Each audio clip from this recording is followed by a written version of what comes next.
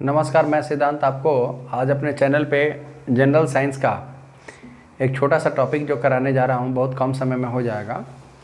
जैसे कि आप एग्ज़ाम देने जाते हैं तो कई बार आपका दो नंबर तो इसमें फिक्स हो ही जाएगा। तो कई बार आपको होता है कि कौन सी राशि अदिश है, कौन सी राशि सदिश है ना। आप बीमा को याद करते हैं, आप मात्रक को याद करते हैं, तो इन सभी पेचड़ों में आपको नहीं फंसना है। बिल्कुल हम इजी तरीके से बता रहे हैं और उसी चीज़ को आपको याद कर लेना है। तो सबसे पहले ये जो मात्रक है 7, वो तो याद करना ही पड़ेगा। जैसे पहला हो गया लंबाई, जिसका द्रव्य मात्रक हो गया मीटर और संकेत हो गया m। दूसरी राशि है द्रव्यमान, इसका मात्रक हो गया किलोग्राम और संकेत हो गया kg। तीसरी राशि है समय, इसका मात्रक हो गया सेकेंड और इसका संकेत हो गया s। चौथी राशि है ताप, मात्रक हो गया इसका केल्विन, संकेत हो गया K। पांचवी जो राशि है वो हो गया ज्योति तीव्रता, ज्योति तीव्रता ये हो गया कैंडेला। छठी जो राशि है वो आपका है विद्युत धारा, विद्युत धारा और इसका संकेत हो गया एम्पियर A। और 7 नंबर जो 7वीं राशि है पदार्थ का परिमाण, पदार्थ का परिमाण, तो इसका हो गया संकेत मोल। तो ये तो आपको याद करना पड़ेगा। मैं आपको बता दूं, जो सदिश का पेचड़ा होता है उससे थोड़ा सा बचने के उपाय। तो आपको मैं बता दूं, सदिश के लिए को आप अंग्रेजी में लिखते हैं वेक्टर, तो इसके लिए संकेत यूज करिए v।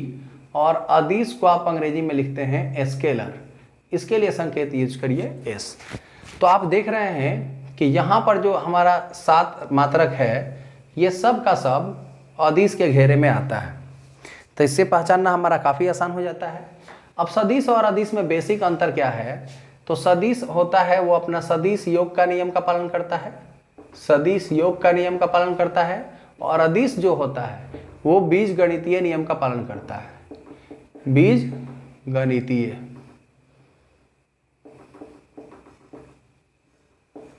यानी अलजेब्रा का रूल को फॉलो करता है।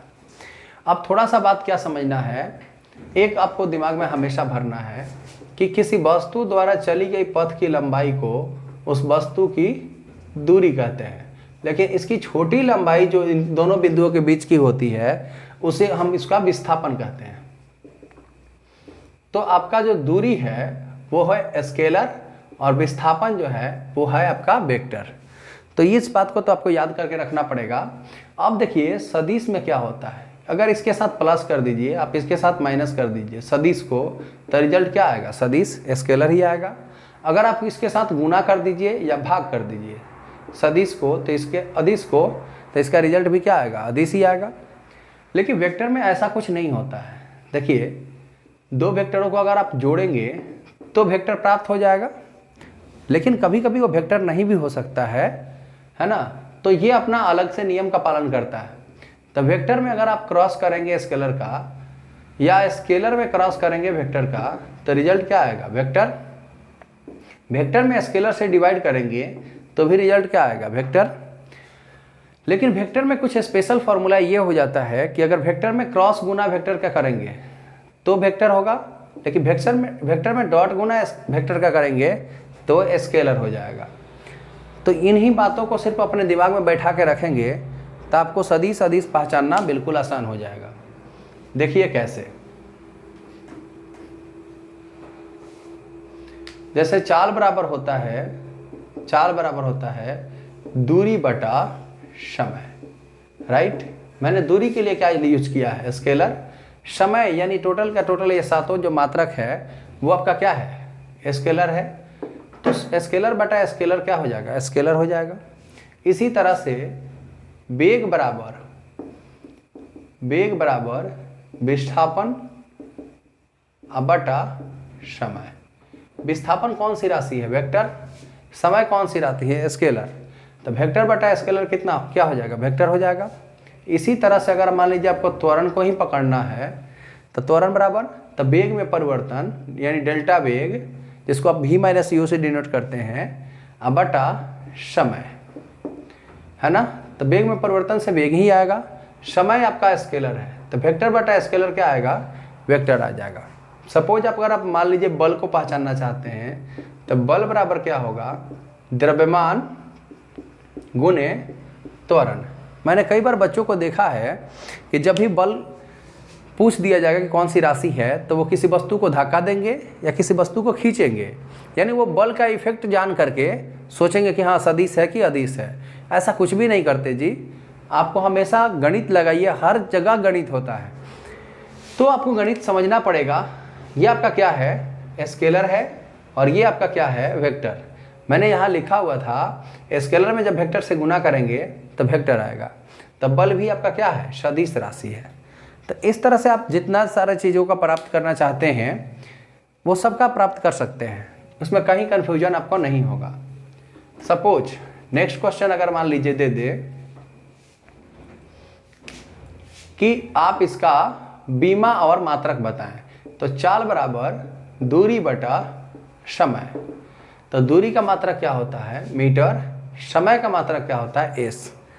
तो मीटर पर सेकेंड, इसी को आप ऐसे लिख सकते हैं, मीटर सेकेंड को जब आप ऊपर लेके जाएंगे, सेकेंड को जब आप ऊपर लेके जाएंगे तो पावर -1 हो जाएगा।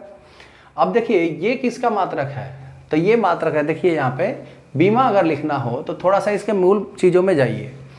लंबाई क्या है, लेंथ, द्रव्यमान क्या है, मास, और समय क्या है, टी।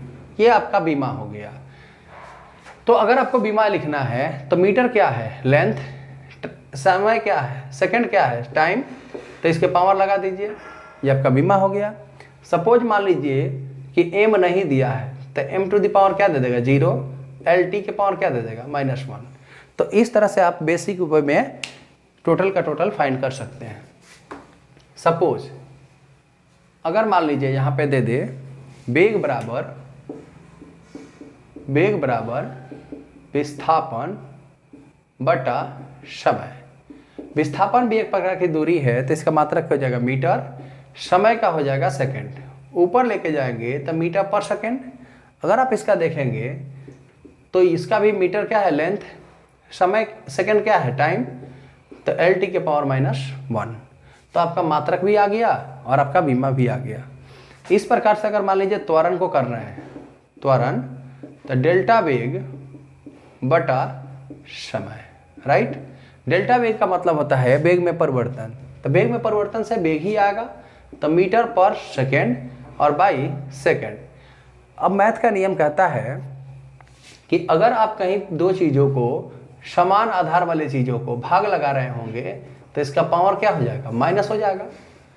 अगर इसी में गुना कर रहे होंगे, राइट, समान आधार वाले चीज़ों को गुना कर रहे होंगे तो पावर क्या हो जाएगा, प्लस हो जाएगा। तो आप देखेंगे पावर क्या है, 1 है नीचे वाले में, ऊपर वाले में -1 है, तो -1 के साथ -1 माइनस करेंगे तो रिजल्ट आ जाएगा m(s) के पावर -2। अब देखिए m क्या है, लेंथ है तो l, s क्या है, टाइम है तो t, LT के पावर -2। इसी तरह से मान लीजिए बल की बात करें तो बल बराबर क्या होगा, द्रव्यमान गुणे त्वरण। तो द्रव्यमान का मात्रा क्या होगा, kg, त्वरण का क्या हो जाएगा, मीटर पर सेकेंड स्क्वायर। अब चूंकि बल को किसने बनाया था, तो बल का आविष्कार किया था न्यूटन ने। बल को सबसे पहले खोज किया था, उसका व्यंजक प्राप्त किया था, गति का नियम दिया था, ये सब कुछ न्यूटन ने दिया था। चूंकि न्यूटन का साझेदारी फिजिक्स में ज़्यादा है इसीलिए उसको न्यूटन को फादर ऑफ फिजिक्स कहा गया।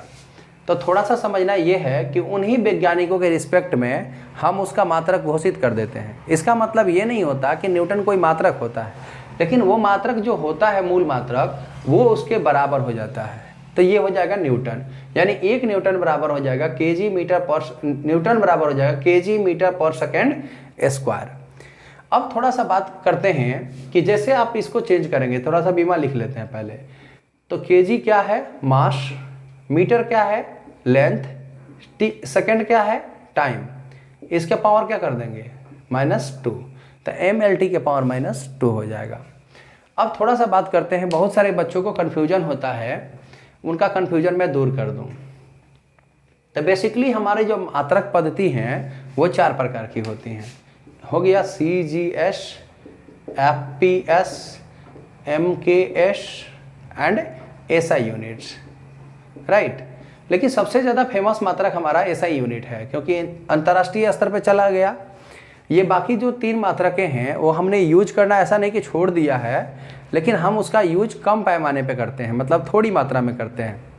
तो अब थोड़ा सा समझना है कि अगर हम इस मात्रकों को जो SI में लिखा हुआ है इसको CGS में चेंज कर दें, तो अगर आप kg को देखेंगे तो 1000 ग्राम हो जाएगा, और मीटर को देखेंगे, अगर आप मीटर की बात करें तो ये हो गया 100 सेंटीमीटर, और ये सेकंड चेंज नहीं होता जी। देखिए आप CGS है तो भी वही है, FPS है तो भी वही है, MKS है तब भी वही है, तो सेकंड चेंज नहीं होता, राइट।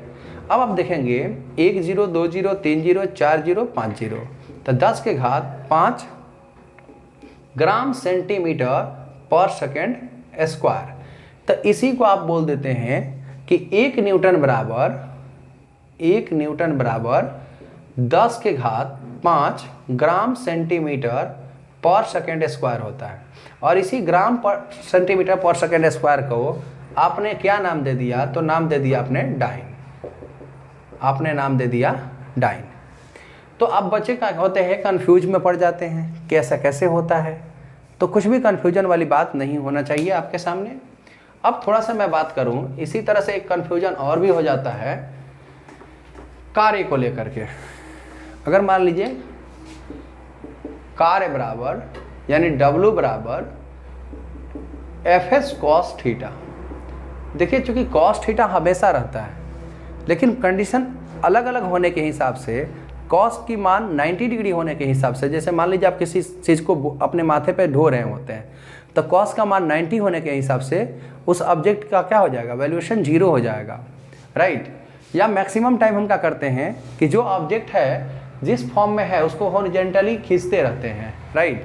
तो ऐसे कंडीशन में क्या होता है कि आपका एंगल चेंज नहीं होता है, डेट मीन्स cos 0 होता है, तो cos 0 का वैल्यू क्या हो जाएगा, 1 हो जाएगा। तो इसीलिए हम मैक्सिमम टाइम क्या करते हैं, cos को गायब कर देते हैं हम ना, लेकिन ऐसा नहीं होता है, cos हमेशा रहता है। तो आप देखेंगे F मतलब kg, अभी निकाला है मैंने, kg मीटर पर सेकेंड स्क्वायर, और ये आपका हो गया विस्थापन, यानी किसी वस्तु को आपने जब बल लगाया कितना विस्थापित हुआ तभी तो कार्य होगा, अगर विस्थापित नहीं हुआ तो कार्य नहीं होगा। तो ये हो गया आपका मीटर, और इसका बीमा नहीं लेते हैं, तो ये हो गया kg, मीटर में मीटर से मीटर स्क्वायर पर सेकेंड स्क्वायर। अगर आप इसकी बीमा की बात करेंगे तो kg किसको दर्शाता है, मास को, मीटर किसको दर्शाता है, लेंथ को, और सेकेंड किसको दर्शाता है, टाइम को। तो इसकी बीमा ये हो जाएगी। अब इसकी बात करते हैं कि CGS पद्धति में इसका मात्रक क्या होगा।